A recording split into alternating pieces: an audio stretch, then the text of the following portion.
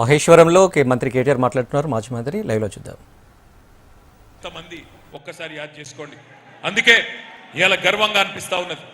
10 ఏళ్ళు పరిపాలన, ఒకవైపు ప్రజా సంక్షేమం, మరొక వైపు మరి అభివృద్ధి, రెండింటిని జోడెద్దుల మాదిరిగా జోడించి ముందుకు తీసుకొని పోయినాం. కాబట్టే కేసీఆర్ గారిని 2 సార్లు అఖండమైన మెజారిటీతో తెలంగాణ ప్రజలు గెలిపించారు. మరి ఏమైంది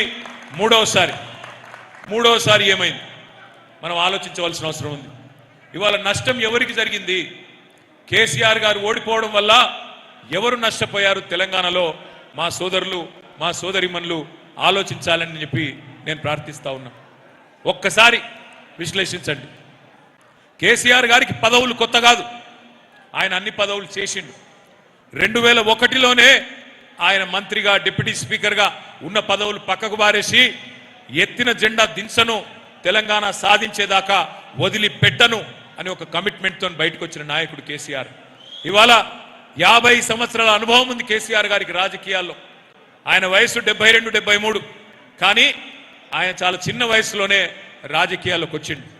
గత 41 సంవత్సరాలుగా కేసీఆర్ గారు ఎమ్మెల్యే పదవి నుంచి మొదలు పెడితే అన్ని పదవులు చేసిండు. 41 ఏళ్ళు ప్రజాప్రతినిధిగా వరుసగా కేసీఆర్ గారు ఉన్నారు. ఎమ్మెల్యే పదవి చేసిండు, ఎంపీ పదవి చేసిండు, రాష్ట్ర మంత్రిగా కేసీఆర్ గారు పనిచేసిండు, డిప్యూటీ స్పీకర్గా పనిచేసిండు, కేంద్ర క్యాబినెట్లో మంత్రిగా పనిచేసిండు. ఆఖరికి మీ అందరి దయతో 10 ఏళ్ళు తెలంగాణ ముఖ్యమంత్రిగా కూడా కేసీఆర్ గారు పనిచేసిండు. ఆయనకు పదవులు కొత్త కాదు, ఆయనకు మళ్ళీ గెలిస్తే మళ్ళీ వచ్చేది అదే ముఖ్యమంత్రి పదవి. కానీ ఇవాళ నష్టపోయింది ఎవరు? కేసీఆర్ గారా లేదా తెలంగాణలోని పేద ప్రజల? మీరు ఆలోచించండి.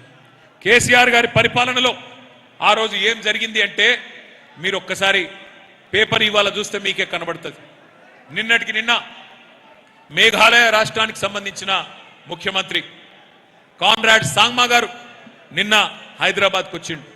వచ్చి command control centre, ICCC integrated command control centre, అక్కడ మొత్తం చూసి పోలీస్ వాళ్ళతో సంభాషించి ఆశ్చర్యపోయిండు. ఇంత అద్భుతమైన విజన్, ఇట్లాంటి అద్భుతమైన నిర్మాణం ఎంత బాగా కట్టిండు కేసీఆర్ గారు అని చెప్పి నాకు స్వయంగా ఫోన్ చేసిండు. ఫోన్ చేసి బ్రదర్ కేసీఆర్ గారికి చెప్పు, మాలాంటి నాయకులు, మాలాంటి యువ ముఖ్యమంత్రులు నేర్చుకోవాల్సింది ఎంతో ఉన్నది, వారికి ధన్యవాదాలు చెప్పు అని చెప్పి నాకు కూడా స్వయంగా ఫోన్ చేసి ఒక మేఘాలయ రాష్ట్రానికి సంబంధించిన ముఖ్యమంత్రి గారు అభినందిస్తా ఉన్నాడు. అంటే పోరాట యోధుడే పాలకుడైతే, రాష్ట్రాన్ని సాధించిన నాయకుడే పరిపాలిస్తే ఎట్లా ఉంటది అంటే ప్రజలకి మంచి జరుగుతుంది. దేశంలో తెలంగాణ నెంబర్ 1 అయ్యింది. కానీ ఇవాళ అన్ని రంగాలలో ముందుకు దూసుకొని పోతున్నాం రాకెట్ వేగంతో అనుకునే టైంలో దురదృష్టవశాత్తు మళ్ళీ మన పొరపాటో గ్రహపాటో ఇవాళ ఒక తెలంగాణ ఉద్యమ ద్రోహి, తెలంగాణ వద్దన్న నాయకుడు ఇవాళ ఈ రాష్ట్రానికి ముఖ్యమంత్రి అయి కూర్చుని ఉన్నాడు.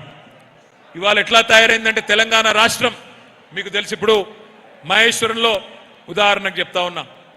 మహేశ్వరం పట్టణంలో ఒక తమ్మిను ఆగ్రయ్యా, ఈయన లొల్లిపెట్టకు మంజరు, ఈయన లొల్లి ఎక్కున్నది. ఓయ్ తమ్ముడు, నువ్వు లొల్లి పెట్టక, నువ్వు ఉన్నోళ్ళు ఉన్న డిస్టర్బ్ చేయకు. మరి ఎట్లా ఉన్నదంటే ఒక పట్టణంలో ఒక పిచ్చోడు ఎవడన్నా ఉంటే వాడి చేతుల్లో రాయి ఉంటే అందరూ భయపడతారు. అయ్యో ఆ పిచ్చోడు ఉన్నాడు, అటుదిక్కు పోతే ఏడ రాయేస్తాడో అని చెప్పి భయపడతారు.